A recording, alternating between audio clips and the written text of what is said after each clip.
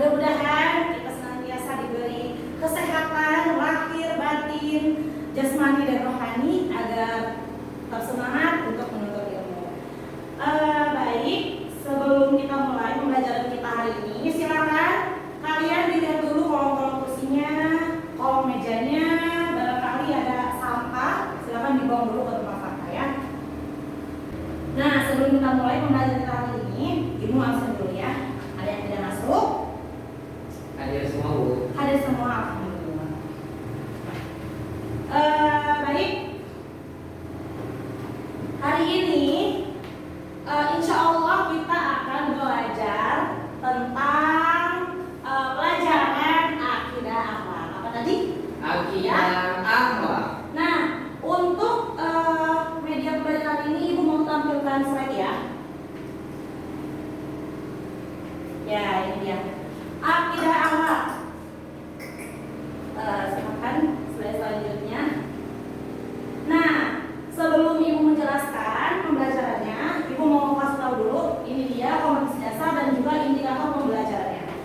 Kompetensi dasarnya yaitu menghayati husnuzon, roja tobat, kemudian terbiasa berperilaku husnuzon, roja dan tobat, kemudian memahami pengertian dan pentingnya memiliki akhlak husnuzon, roja dan tobat, dan menghafalkan doa-doa tobat dari Al-Quran dan hadis.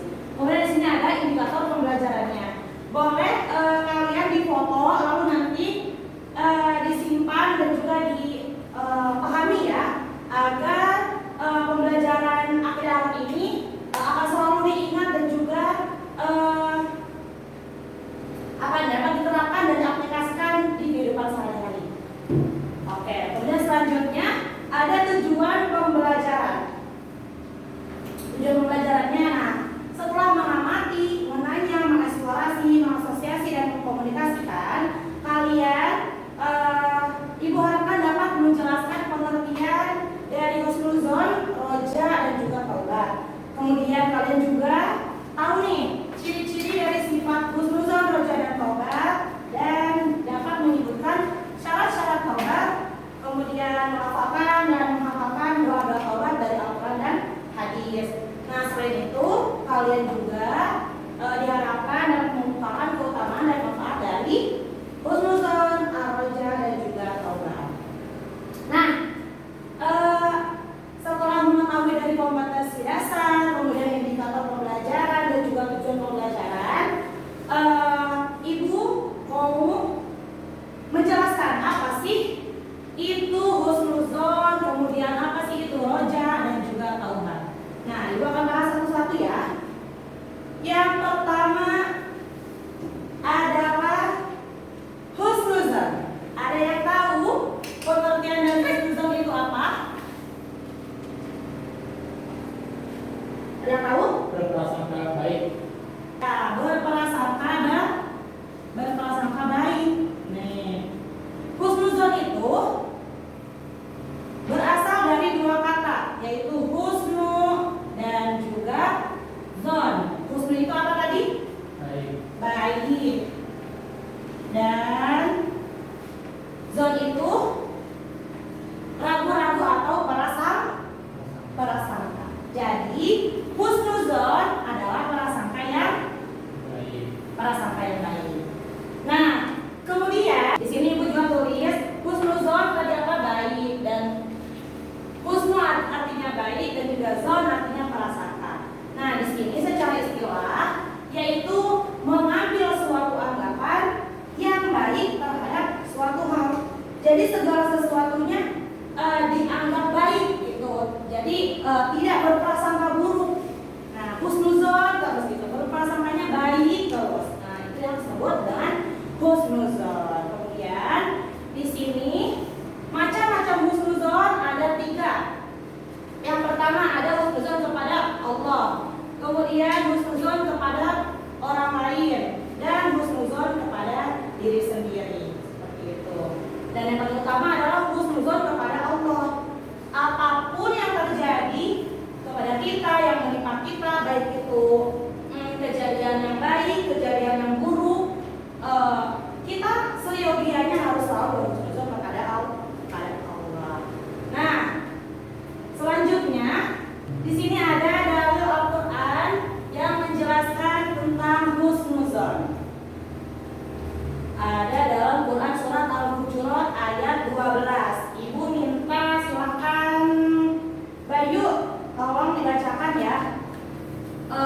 ayatnya.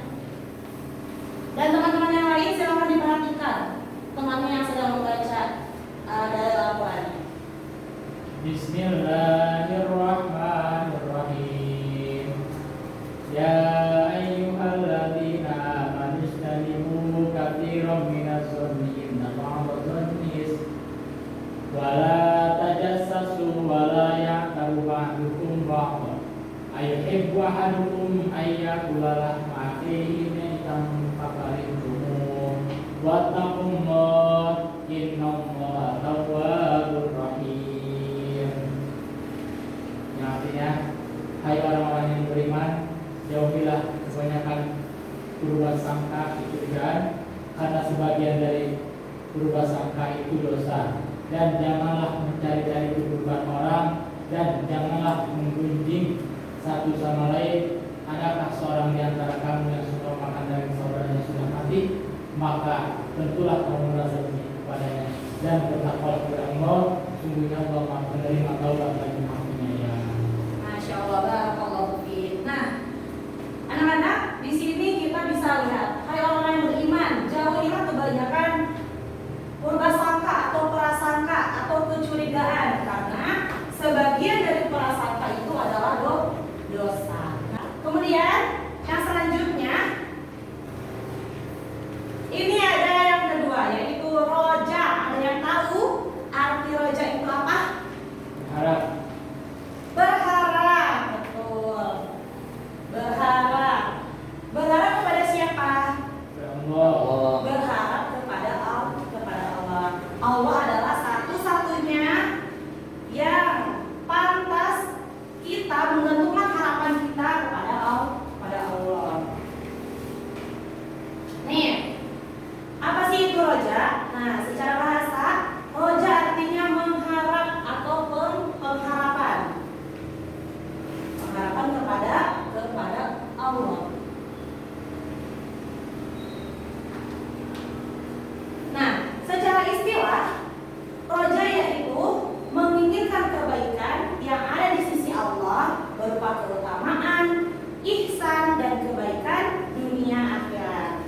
Nah, roja ini adalah sikap mengharap ridho, rahmat, dan pertolongan Allah Subhanahu wa Ta'ala, serta yakin hal itu dapat diraih. Jadi, kalau misalkan apapun itu mimpi kita, cita-cita kita, apapun yang kita inginkan, nah, tentunya kita harus menggantungkan harapan kita dan keinginan kita hanya kepada Allah.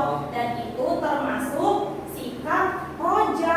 Nah, seperti itu. Dan kita harus memiliki itu ya. Nah, di sini roja ada dua bagian. Ya. Ada pertama roja terpuji. Roja terpuji itu berharap hanya kepada Allah. Tidak menggantungkan harapan kita kepada selain Allah. Nah, itu disebut roja terpuji. Kemudian ada yang kedua yaitu roja tercela. Nah, roja tercela ini kebalikan dari roja terpuji, yaitu berharap kepada selain Allah, berharap kepada manusia, berharap kepada makhluk-makhluk Allah yang lain, berharap kepada teman, berharap terhadap sesuatu yang belum terjadi. Apa hukumnya, Bu? Apa hukumnya? Tidak boleh. Oke, kemudian nih di sini ada ya. Apa saja nih ciri-ciri dari roja?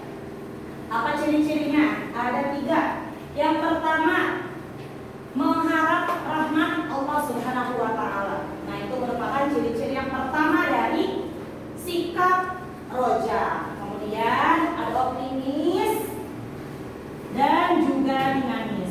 Nah, optimis itu dijelaskan dalam Quran surat Al-Insyirah ayat 5-6. Boleh silakan Muhammad Ibnu Malik dibaca. Sudah hafal surat Al-Insyirahnya? Inna ma'al usri yusra. Itu fa inna ma'al usri yusra. Barakallah, ya. Artinya apa? Inna ma'al usri yusra. Sungguhnya inna ma'al usri yusra. Fa inna ma'al usri yusra. Sesungguhnya kesulitan pasti ada kemudahan. Ya, maka setelah kesulitan pasti ada kemudahan. Nah, kemudian jadi kita tuh optimis, percaya bahwa misalkan bahwa setelah kita diberi kesulitan pasti akan ada jalan keluarnya, yaitu kemudahan. Nah, selanjutnya yaitu dinamis. Ada dalam Quran Al-Insyirah juga ayat selanjutnya. Boleh dibacakan? Baik.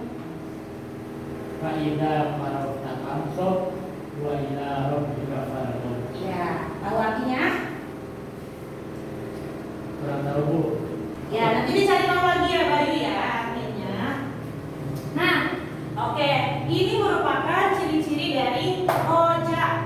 Dihafalkan nih, hanya 3 kok. Mengharapkan rahmat dari Allah, kemudian optimis dan juga dinamis. Nah, dinamis di sini maksudnya ketika kita sudah mengerjakan satu hal, maka kita kerjakan hal yang lain seperti itu. Kemudian di sini juga dijelaskan dalam Quran surat Al-Imran ayat 133. Boleh kalian ikuti Ibu ya. A'udzu billahi minasyaitonir rajim. A'udzu billahi minasyaitonir rajim. Ya. Bismillahirrahmanirrahim. Bismillahirrahmanirrahim. Wasari'u ila maghfiratin min rabbikum. Wasari'u ila maghfiratin min rabbikum. Wa jannatin 'arduhas samawati wal ardh. Wa jannatin arduhas samawati wal ardh. U'iddat lil muttaqin. U'iddat lil muttaqin. Nah, artinya dan bersegeralah kamu kepada ampunan dari Tuhanmu dan kepada surga yang luas seluas langit dan bumi yang disediakan untuk orang-orang yang bertakwa.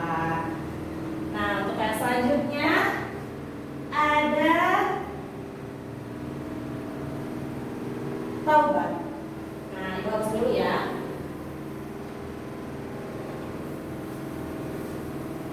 Apa sih itu taubat? Mungkin kalian juga sering mendengar atau sering mengucapkan dalam kehidupan sehari-hari atau dalam percakapan sehari-hari tentang taubat ini. Ada yang tahu? Minta ampun. Meminta ampun. Apa lagi? Kembali. Balik. Ada lagi? Nah, kata taubat kita lihat slide selanjutnya. Kata taubat menurut bahasa berasal dari kata apa? Taba yatubu, taubatan. Ya. Berikut ibunya apa? Taba Yatubu. yatubu, Bagus putusan. taubat, Kan. taubatan.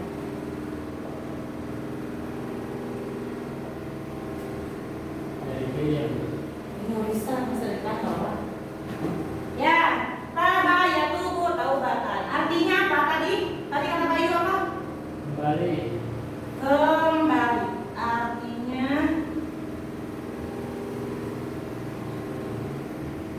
kembali. Nah, jika kita lihat atau perhatikan, yang dimaksud dari kembali ini bukan kita keluar rumah kemudian kembali lagi ke rumah, tapi taubat di sini kembali kepada siapa? Kepada Allah. Karena kita sudah keluar dari misalkan dari peraturan-peraturan yang seharusnya tidak kita lakukan.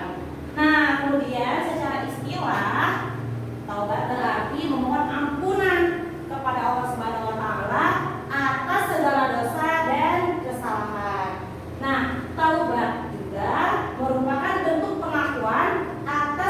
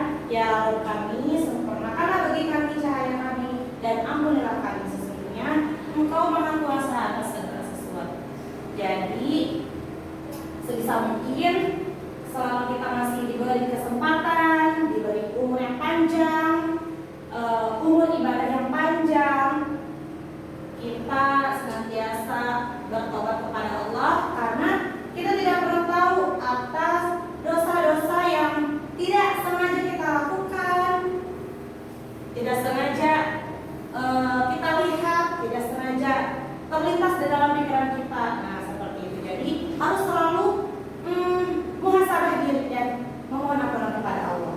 Oke, lanjut lagi untuk yang selanjutnya. Nah, di sini ada syarat-syarat taubat. Dilihat ya, taubat dilakukan seketika itu juga, yaitu setelah sadar bahwa ia telah berbuat kesalahan. Jadi ketika kita sadar, oh ini salah nih, misalkan seperti itu. Oh ini udah nggak benar nih misalnya. Nah, segeralah kita bertaubat kepada Allah atas kesalahan yang sudah kita lakukan tersebut.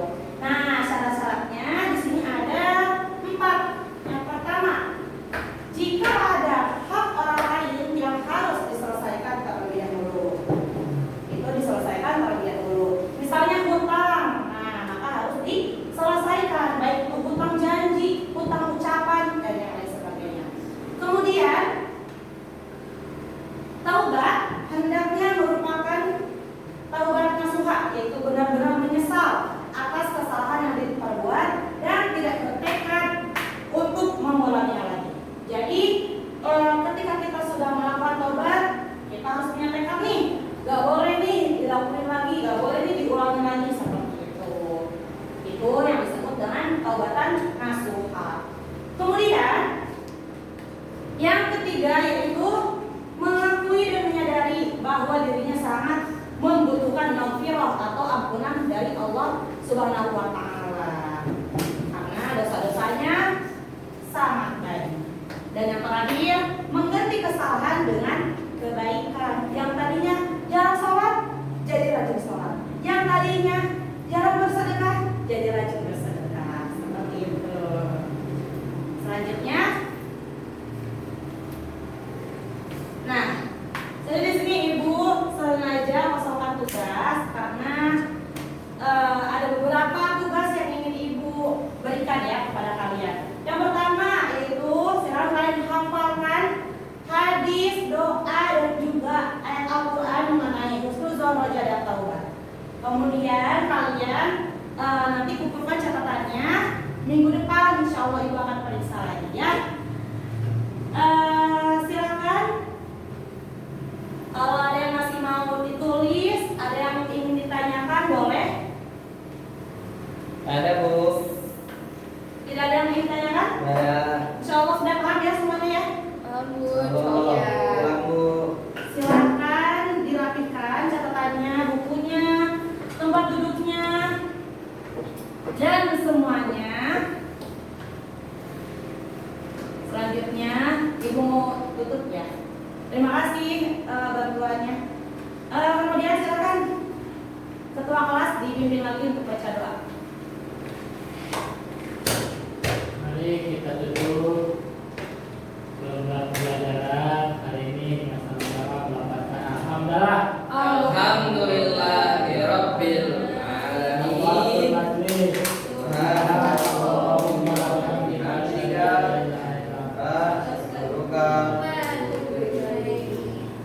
Ya, terima kasih ketua kelas. Nah, silakan kalian perhatikan. Ibu pamit. Semoga pertemuan kita pada hari ini mendapat keberkahan dari Allah Subhanahu Wa Taala dan kita bisa